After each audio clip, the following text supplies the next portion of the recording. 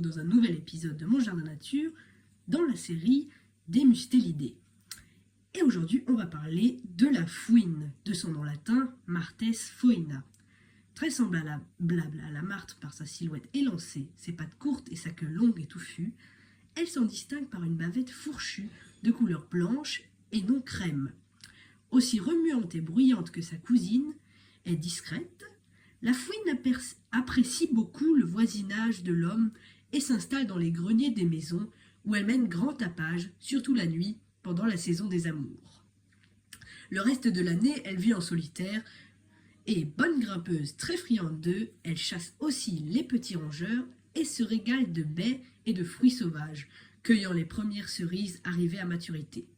À proximité de son gîte, elle fait des réserves de nourriture en prévision d'hivers trop rigoureux. Sa taille est de 66 à 77 cm, son poids est de 1,3 à 2,3 kg. Elle vit dans les paysages ouverts avec bosquets et murets, les zones rocheuses, les lisières forestières et les vergers et les bâtiments. On peut même la trouver parfois en pleine ville. On peut l'observer dans toute la France, jusqu'à 2400 mètres d'altitude en montagne, sauf la Corse où elle est complètement absente. Elle est également présente en Belgique et en Suisse.